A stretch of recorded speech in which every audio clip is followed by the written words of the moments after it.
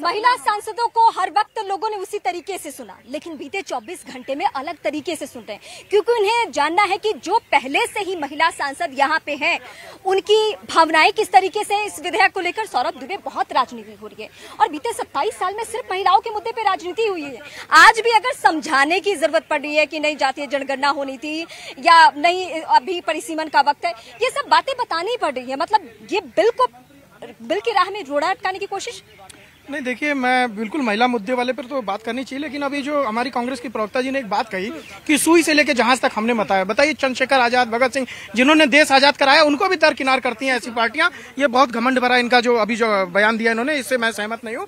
लेकिन मैं महिला मुद्दे पे आता हूँ। महिला, देखिए, महिला बिल संसद पे मुद्दे के अंदर चर्चा हो रही है संसद के अंदर, क्योंकि जब वहां पर चर्चा होगी, जो भी कमियां हैं आपके पार्टी के लोगों को मौका दिया जा रहा है। मल्लिकार्जुन खड़गे जी, आदरणीय अधीर रंजन चौधरी जी, सब अपनी अपनी बात रख लें, लेकिन महिलाओं के हक के लिए, महिलाओं के न्याय के लिए, उनको हक दिलाने के लिए यह बिल लाना बहुत सख्त जरूरी है। इसमें सभी विपक्षी पार्टियों को सहयोग करना चाहिए। तीनों जी, मैं आपके पास आती हूँ। शुभेंदु जी, जो लगातार विपक्ष कह रहा है, एक बात यह है कि पहले जनगणना होगी, उसके बाद परिसीमन होगा, लेकिन पूरे प्रारूप के बारे में अभी तक जानकारी नहीं है कि जो वो सीटों का बंटवारा होगा किस आधार पर होगा। सबसे पहले तो बिल पास होना चाहिए। बिल तो पास होगा, क्योंकि किसी को आपत्ति तो है नहीं। आपत्ति सब लोग कहेंगे, ये जितने भी इंडी गठबंधन के लोग हैं वो ये कहेंगे कि हमको कोई आपत्ति नहीं है, और उसके बाद आपत्ति करेंगे। आज भी वही जाना है। ये लोग आज भी यही कह रहे हैं कि पहले ये करो, पहले वो करो, पहले बिल पास करो। बिल पास करने के बाद बाकी चीजें देख लेंगे। जो कानून है, जो संविधान है, बिल पास होने के बाद जनगणना होगी तो जनगणना होनी चाहिए।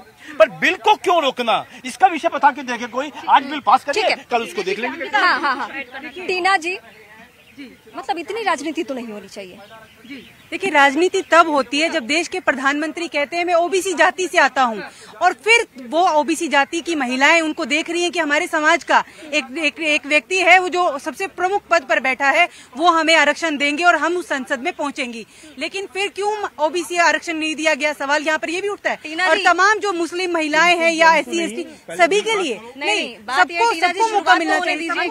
कोटा की मांग आपने उठा दी है, पहले कदम आगे बढ़ाया, उस कदम को आगे बढ़ने दीजिए, उस पर हम बात करेंगे। ये ऐसा लग रहा है कि अब शुरुआत करते ही अवरोध उत्पन्न कर रोड़ा अटका दिया गया। लेकिन क्योंकि कांग्रेस के प्रवक्ता पता नहीं क्यों ये सवाल बार बार बहुत मजबूती के साथ नहीं रख पा रहे हैं, सर अमल में कब लाया जाएगा? बिल्कुल, देखिए, ये अभी पास होगा, इसके बाद 24 तो अभी आई गई 8 महीने के बाद, उसमें तो कुछ होना नहीं है, मेरे को ऐसा लगता है। 24 को लेकर के ही सवाल। मेरे को जो लगता है कि जो पूरा प्रोसेस है कंप्लीट होने का, उसमें 6-7 महीने में हो पाएगा, नहीं हो पाएगा, हमको भी डाउट है, आपको भी डाउट है, और कैसे सरकार करेगी। तो विपक्षी पार्टियां कहेंगी आपने जल्दबाजी। मेरी बात जल्दबाजी की बात नहीं है, कभी तो पास होना था। मैं क्या कहना चाह रहा हूँ कि बिल पास होना एक बात है। 2010 में एक करके मैं आती हूँ। अभी शुभ जी मेरे साथ जुड़ चुकी है, मैं आती हूँ आपके पास। अभी शुभ जी मेरे साथ जुड़ चुकी है, आम आदमी पार्टी की प्रवक्ता है। शुभ जी, क्या स्टैंड है? मतलब आज हम महिलाओं की बहुलता जो यहाँ पे दिखा रहे हैं, मेरी सहयोगी और आप सभी, जब हम पार्टियों के प्रवक्ताओं को भी बुला रहे हैं, तो हमारी कोशिश है कि वो महिला हो, ताकि वो बेहतर तरीके से बता सके, और वो ये हटा के कि वो पार्टी के प्रवक्ता नहीं, आज महिला होने के नाते भी। तो आम आदमी पार्टी का स्टैंड क्या है? देखिए, आम आदमी पार्टी की तरफ से और एक महिला होने के नाते भी हमारी बहुत आशाएं थी इस बिल से, लेकिन बहुत दुर्भाग्यपूर्ण है। हमने सोचा था कि दिल्ली में जैसे अरविंद केजरीवाल जी ने महिलाओं के लिए पब्लिक ट्रांसपोर्ट फ्री करा, उसको लेकर के जो इतना बड़ा उन्होंने कदम उठाया, तो ये महिला सशक्तिकरण को लेकर के उसके बाद का सबसे बड़ा कदम होता ये महिला आरक्षण बिल। लेकिन बहुत दुर्भाग्यपूर्ण है कि ये दुर्भाग्यपूर्ण है जैसे शब्द का इस्तेमाल, ऐसा क्या कर दिया? ऐसा ये कर दिया। आपसे कुछ सवाल पूछेंगे। मोनिका, दिल्ली में आप खुद रहती हैं, वहाँ के हालात को आप खुद बेहतर तरीके से समझती है। आम आदमी पार्टी का स्टैंड इसको लेकर क्या कहेंगे? ये महिलाओं को आरक्षण मिल रहा है, दुर्भाग्यपूर्ण लग रहा है आपको?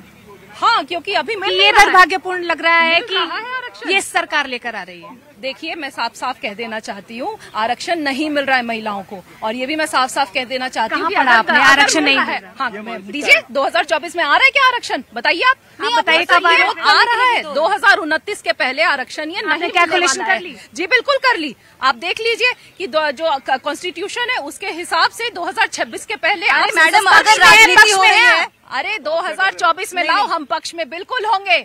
2029 तक कोई नहीं वेट करने वाला है बिल के लिए। आप कह रही हैं कि 2024 में मतलब क्या करना चाहिए? 2024 में फिर इसको लेके आना चाहिए? नहीं, मतलब क्या करना चाहिए आपके हिसाब अभी से? पास करें और उसको इम्प्लीमेंट इमीडिएटली 2024। आप ही तो कह रही हैं कि दुर्भाग्यपूर्ण भी है। दुर्भाग्यपूर्ण है क्योंकि ऐसा नहीं हो रहा है। ये बिल अपने प्रेजेंट फॉर्म में 2029 के पहले सशक्तिकरण की बात कर रहे हैं, हम नारी शक्ति की बात कर रहे हैं, नारी शक्ति वंदन अधिनियम, इस बिल को कल पीएम मोदी ने कहा, लेकिन बड़ी बातें हैं जो ये आम आदमी पार्टी का स्टैंड है, इसमें आपत्तियां बहुत सारी हैं। हम महिलाओं का वंदन की बात करते हैं, हाँ, हम महिलाओं के वंदन की बात करते हैं। मैं सुनिए तो मेरी बात सुनिए पहले पूरी बात। महिलाओं के वंदन की बात करते हैं और वो क्या कह रहे हैं, वो क्या कह रहे हैं सुनिए पहले, बीच में नहीं बोलिए, मेरी बात सुनिए। मणिपुर में हम आपके पास आएंगे, बिल्कुल, जब बीच में आपको पास आए तो आपको बोलना है। वहाँ पे क्या कहते हैं, बाल कटी हुई महिलाएं, कौन कहा था, किसने बाल कटी हुई महिलाओं को कहा था, महिलाओं का नाम किसने लिया था? मैं ये कहना चाहता हूँ कि वही लोग हैं। मेरी बात सुनिए मैडम प्लीज थोड़ी देर के लिए शांत हो जाइए। ये महिलाओं का वंदन नहीं है, ये आप कैसे तय करेंगे? ये कांग्रेस पार्टी तय करेगी, ये कांग्रेस पार्टी ये कांग्रेस पार्टी तय करेगी। यहाँ पे सिर्फ कांग्रेस पार्टी नहीं, हम सब उन महिलाओं को भी रिप्रेजेंट कर रहे हैं जिस तरीके से मणिपुर के अंदर किसका हम लोगों का इंडिया। टीना जी मेरी बात कंप्लीट हो जाने दीजिए, रुक जाइए एक मिनट। इंडिया अलायंस गया वहाँ पर, डेलीगेशन इंडिया अलायंस का गया, ये भारतीय जनता पार्टी की सरकार है, सत्ता की मलाई चाटने के लिए बैठे रहेंगे ये, या फिर महिलाओं के एक सेकंड। संसद में आज एक से एक बड़ी बातें हो रही है, लेकिन इन तमाम बयानों को सुन के गृह मंत्री अमित शाह ने क्या कहा और उन्होंने कैसे बताया कि बीते कुछ सालों में यानी तकरीबन एक दशक में सरकार ने अपने स्तर पे महिलाओं के लिए क्या कदम उठाए हैं। अमित शाह को सुनते हैं। माननीय अध्यक्ष जी, मैं अधीर रंजन जी को इतना पूछना चाहता हूं, क्या महिलाओं की चिंता सिर्फ महिलाएं ही करेगी, पुरुष नहीं कर सकते हैं? किस प्रकार के समाज की आप रचना चाहते हैं भाई? महिलाओं की चिंता, महिलाओं का हित, महिलाओं से आगे बढ़कर भाइयों ने सोचना चाहिए। यही इस देश की परंपरा है। महिलाओं के बारे में सोचने का अधिकार सभी को है। तो हमारे साथी सांसद निशिकांत जी खड़े हुए हैं, इसमें उनको क्या आपत्ति है? उनको खड़ा होने नहीं मिला पहले, इसलिए थोड़ा जेलस हो रहे हैं शायद। बहुत सारे सवाल हैं और सवाल जरूरी भी है। इस वक्त मेरी जो सहयोगी है अंकिता, उनके जहन में भी सवाल है और सवाल आम आदमी पार्टी को लेकर है। और आम आदमी पार्टी को मैम सबसे पहला सवाल तो आप ही से है कि संजय सिंह का थोड़ी देर पहले उनका हम वक्तव्य सुन रहे थे, उन्होंने कहा जो इंडिया अलायंस का स्टैंड होगा वही हमारा होगा। इंडिया अलायंस का अता पता नहीं है कौन सी पार्टी फेवर में है कौन सी नहीं है, लेकिन क्योंकि आप कह रही हैं कि हम महिलाओं का सम्मान करते हैं, महिलाओं के सशक्तिकरण की बात करते हैं, कहते हैं हाथ कंगन को आरसी क्या, पढ़े लिखे को फारसी क्या। अरविंद केजरीवाल क्यों नहीं जाते हैं इंडिया अलायंस के तमाम नेताओं से कहते हैं कि 33% आरक्षण की जो बात चल रही है उसी बिना पर 33% कैंडिडेट्स इंडिया अलायंस के लोग उतार दें? नहीं तो ये देखिए, कॉन्स्टिट्यूशन का एक अपना प्रोसेस होता है, ठीक है। कॉन्स्टिट्यूशन के बाहर जाकर के कोई काम नहीं कर सकता। ये आप हम रिस्पेक्ट करते हैं कॉन्स्टिट्यूशन की। तो सहमति की बात है मैडम, ये कॉन्स्टिट्यूशन की बात नहीं है, सहमति की बात है। नहीं आप गुमराह नहीं, सहमति है। मैं आपको सहमति, हम देखेंगे इंडिया अलायंस 33% उतारेगी कैंडिडेट्स महिला। हम बहुत क्लियर है आम आदमी पार्टी की तरफ से कि बिल जो प्रेजेंट फॉर्म में है वो 2039 लेकिन अभी 2039 के पहले नहीं आने वाला। बहुत महत्वपूर्ण पॉइंट उठाया है कि क्या इंडिया अलायंस 33% महिलाओं को टिकट दे रहा है, यही आपका सवाल था। तो क्या आपने कहा कि संविधान, इसमें संविधान कहां से, क्या आप अपने पार्टी संविधान का जिक्र कर रही हैं? नहीं। क्या आपने अपना पार्टी संविधान इस तरीके से बनाया है या इंडिया अलायंस ने इस तरीके से बनाया है कि वो 33% महिलाओं को नहीं दे सकता है सीट? देखिए, मेरी रिक्वेस्ट है आपसे कि आप जो मुद्दा है ना वो भ्रमित न करें। आज हम यहाँ यही सवाल तो हम सुनने के लिए बैठे हैं। कॉन्स्टिट्यूशन के लिए खड़े हैं, महिलाओं के अधिकार की बात कम कर रहे हैं और उसमें साफ साफ है कि अभी जो बिल आया है वो 2039 के पहले। आप कुछ पूछना चाहते हैं? ये देश के दर्शक खुद देख रहे हैं कि अगर हम सीटों की बात करते हैं तो फिर कैसे स्टैंड बिल्कुल रीमा बदल जाता है। नारी शक्ति की बात कर रहे हैं, नारी सशक्तिकरण की बात कर रहे हैं। यहाँ पर सबसे जरूरी है आत्मसम्मान के साथ इसको जोड़कर देखा जा रहा है कि शिक्षित है नहीं है और निचले तबके तक जाना है, वो तमाम बातें हो रही हैं। विरोध होना चाहिए। टीना जी, मेरा सवाल आपसे है कि ठीक है, विपक्ष की काम होता है कि मुद्दे जो भी मुद्दे हैं, आपने मणिपुर का जिक्र किया, तमाम मुद्दों का जिक्र किया, लेकिन यहाँ पर सवाल ये भी खड़ा होता है कि क्या आप लोग, क्योंकि बार बार ये सवाल आपसे पूछा जा रहा है कि जो 2010 में आपका स्टैंड था उससे अब आप लोग बदल गए हैं। देखिए, पहले तो मैं एक बात का स्पष्टीकरण कर दूं। जब प्रियंका गांधी जी कहती है लड़की हूं लड़ सकती हूं, तो वो 40% जो है महिलाओं को वोट सीट देती हैं, वो उनको टिकट स्टैंड की बात करिए। नहीं, स्टैंड की बात कर रही हूँ, पहले मैं ये क्लियर कर देती हूँ। तो इससे ये साबित होता है कि राजनीतिक सशक्तिकरण की शुरुआत स्टेट के अंदर भी मतलब कांग्रेस ने। आप ले रही हैं? बिल्कुल श्रेय क्यों नहीं लेंगे, ये राजीव गांधी का सपना था, तो ये बिल हमारा है, हम क्यों कहें? श्रेय लेने की बात है, तो छोड़ लेने की बात नहीं है। जसप्रीत, एक सवाल मैं ऐड करना चाहती हूँ। जिसपे हमने काम किया था, जो हम लोगों का सवाल ऐड सपना करिए, है। बस एक सवाल का मुझे जवाब दे दीजिए। स्टैंड बदल गया है, नहीं बदला है, क्या स्टैंड है? हमारा कोई स्टैंड नहीं बदला। हम महिलाओं के आरक्षण के मुद्दे पर पहले भी समर्थन कर रहे थे और अभी भी करेंगे, लेकिन सवाल का जवाब नहीं देंगे। सवाल का जवाब नहीं जी। टीना जी दिशाहीन हो चुके हो। फिर इतनी बहस क्यों? फिर पिलाने दीजिए ना, फिर पिलाने दीजिए। देखिए, फिर बहस की 2010 का बिल जीवित है, वो जो राज्यसभा में पारित किया, उसी को लागू क्यों नहीं किया गया? अच्छा, ओबीसी लैप्स हो गया वो तो नहीं, ये सारे ये सब लोग, उसमें तो ओबीसी की उसमें भी ओबीसी का कोई कोलैप्स नहीं होता। पढ़िए तो क्या था वो जाकर, अब वो जीवित है, वो जीवित रहता है, वो कोलैप्स नहीं होता। टीना जी, लेकिन एक चीज हम क्लियर करिए कि उसमें ओबीसी कोटे की बात तो नहीं थी, परिसीमन का इसमें अभी जिक्र है। ओबीसी कोटा क्यों नहीं महिलाओं के? देखिए जब कांग्रेस उस समय 2010 में बिल लेकर के आई थी, उसके अंदर बहुत सारी खामियां थी, उसके पूरे प्रारूप को चेंज किया गया, रूपरेखा को चेंज किया गया। जैसा ये बात कह रही थी कि उसमें आरक्षण, अभी आपको एक सेकंड, नहीं होगा, कुछ नहीं होगा, आपको पता नहीं है। अभी देखिए उसके अंदर सामान्य सीट पे 1/3 आरक्षण मिलने की बात चल रही है, ओबीसी के अंदर भी 1/3 आरक्षण की बात चल रही है। इनकी पार्टी के नेता इनको कोई बताते नहीं है, संसद में चर्चा इसी बात पर चल रही है, उसके पहले गुमराह कर रहे हैं। 1/3 बहुमत मिलने, 1/3 आरक्षण मिलने की बातचीत चल रही है। क्या 2029 से पहले परिसीमन हो सकता है? संविधान से चलना कि बिना संविधान से?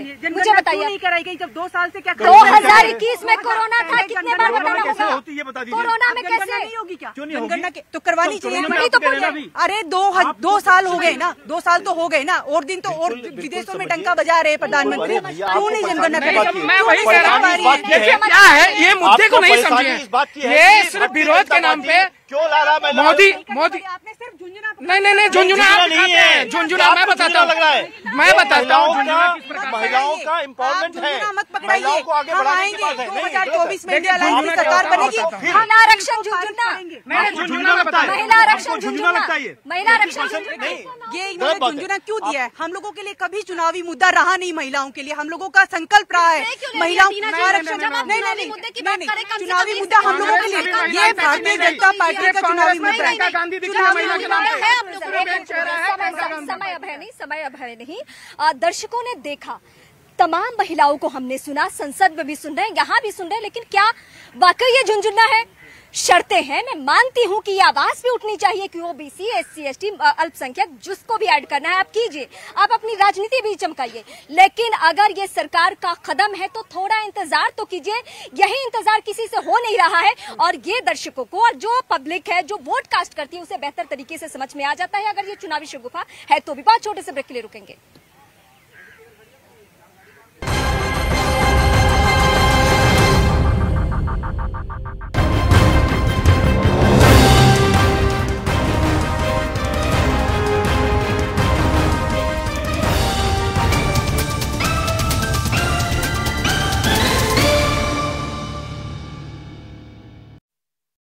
भाई कभी महिला आरक्षण विधेयक को कानून बनाने की रही ही नहीं।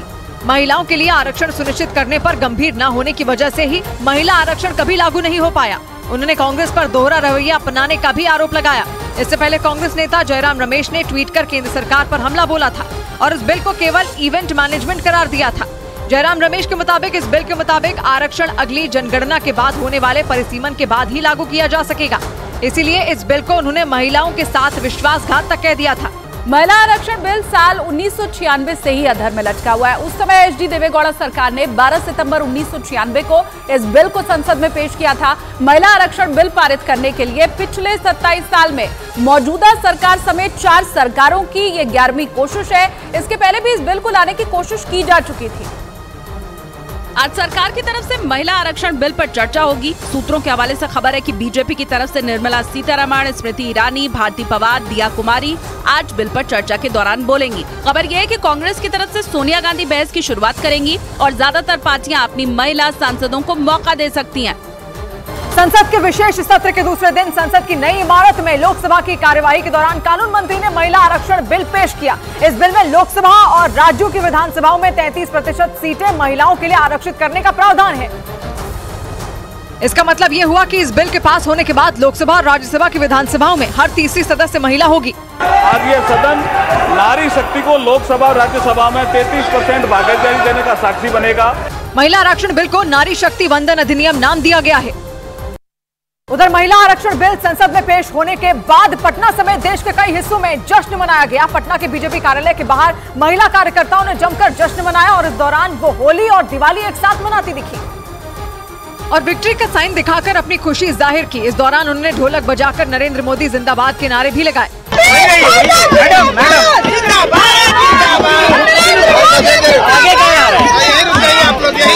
क्योंकि संसद में महिला आरक्षण बिल पेश होने के बाद उनकी खुशी का ठिकाना नहीं था। जैसे ही बिल पेश होने की खबर मिली, वहां बीजेपी कार्यालय के बाहर महिला कार्यकर्ताओं का जमावड़ा लग गया। हाथ में मिठाई के डिब्बे लेकर वो एक दूसरे का मुंह मीठा कराती नजर आई। जिसका इंतजार पिछले कई वर्षों से था, वो आज नरेंद्र मोदी ने पूरा कर दिया है। अपनी खुशी जाहिर करने के लिए उन्होंने गुलाल लगाकर होली भी खेली और आतिशबाजी कर दिवाली भी मनाई। उन्होंने प्रधानमंत्री मोदी को धन्यवाद दिया और इसे अपनी जीत बताया।